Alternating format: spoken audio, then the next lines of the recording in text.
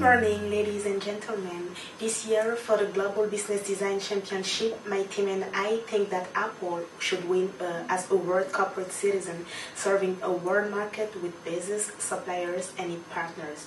Today, my colleagues and I will show you why we think that Apple is the best company in terms of innovative business model. But first of all, let me present my team. Julie Fontaine-Morin. Johnny Petit-Frère. And I, Sonia Canto. The company, Apple, was set up in 1976 by Steve Jobs and Steve Wozniak, and from them, the adventure has started.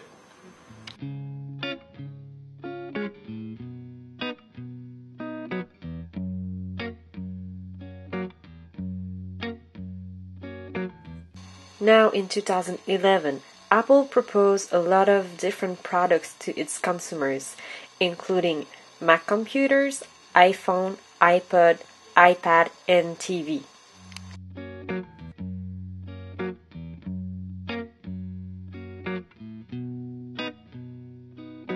The company relies on talented and motivated workers with the intent to differentiate Apple from its competitors. To create new products, Apple has the merit not only to use its own employees, but also independent software companies, which allow the company to focus on what Kim and Mauborgne call the Blue Ocean strategy.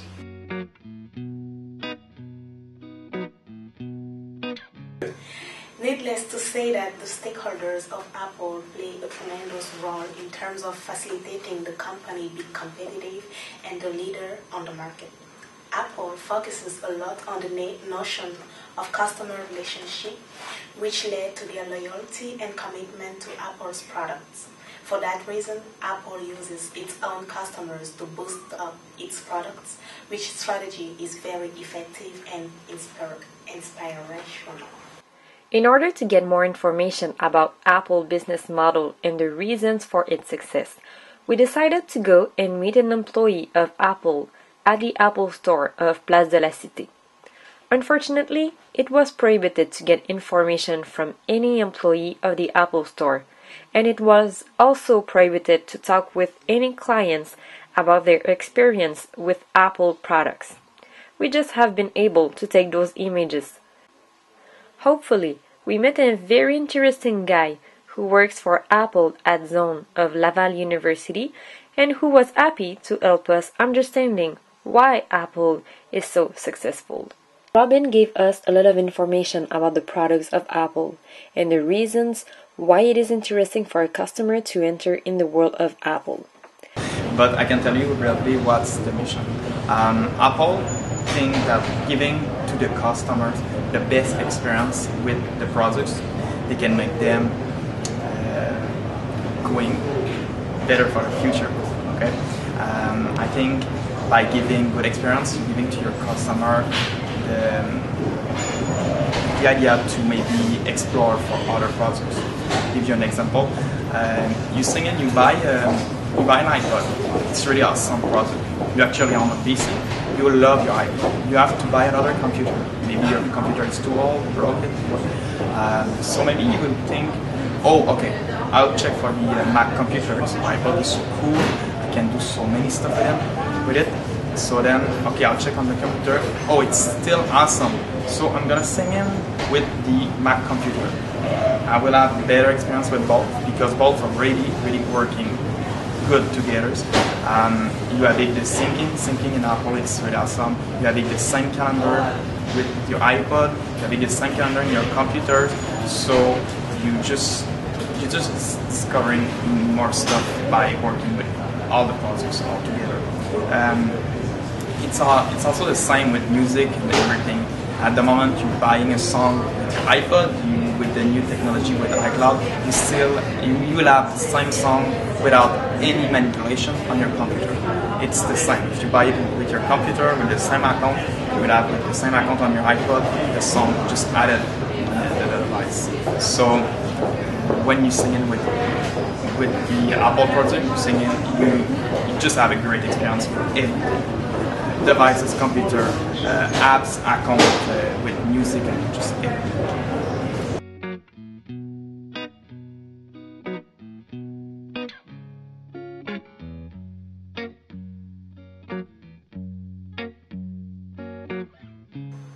competitive, Apple emphasizes a lot on brand identification, differentiation, and innovation, as said by Schoening in their analysis. By focusing on the differentiation strategy, Apple can control its product in terms of their physical appearance, specification, and overall usability. Apple spends a lot of money in research and development with the intent to come up with new creative products, which explains why the company is seen as the most innovative companies on the market. To compete with big players, any new company will need a flow of capital in order to come up with new, challenging software on the market. Focusing on the weaknesses of Apple, many experts claim that the company is spending too much on research and development in order to stay competitive, which may lead to some negative outcomes in the future. Also, there's a negative perception among customers regarding the Mac computer for thinking that the product is not compatible with other PCs and software. Again, there are some complaints among customers due to the high price of Apple products on the market.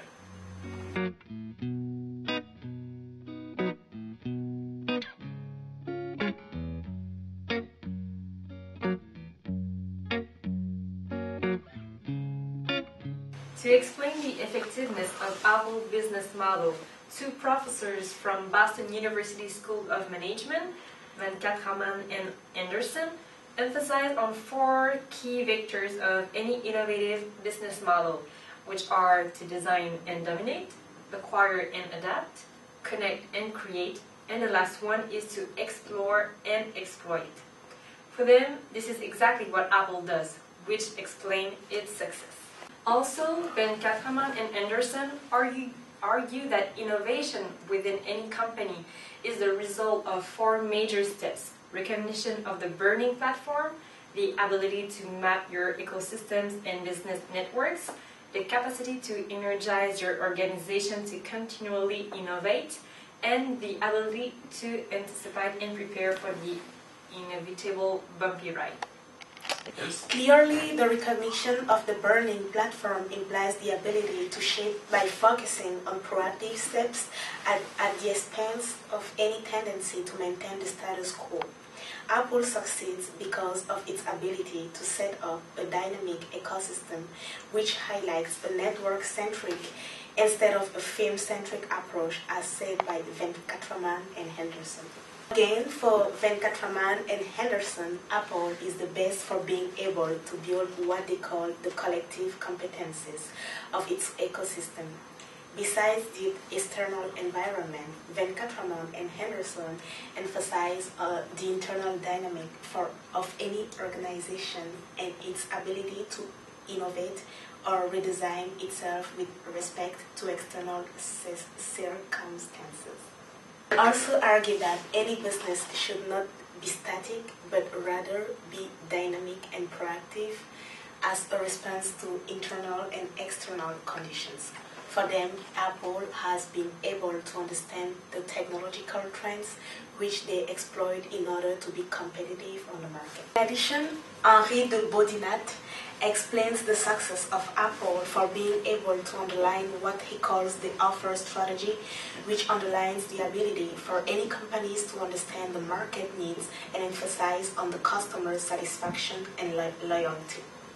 For him, Apple is successful for using its own customers to promote its products. To find out what its customers need, Apple has set up an effective customer relationship strategy which focuses not only on the sales but also on the after sales. Apple does its best to keep its promises, which explains the positive image of its products, as said by Henri de Bodinat. John Graham has published an interesting article to explain the success of Apple. Graham provides 3 key lessons for any company, which are to have a clear vision of where the customer is going. Don't do everything at once. And the last one is overcome customers' reluctance to making a change. As Steve Jobs has said, stay foolish and stay hungry.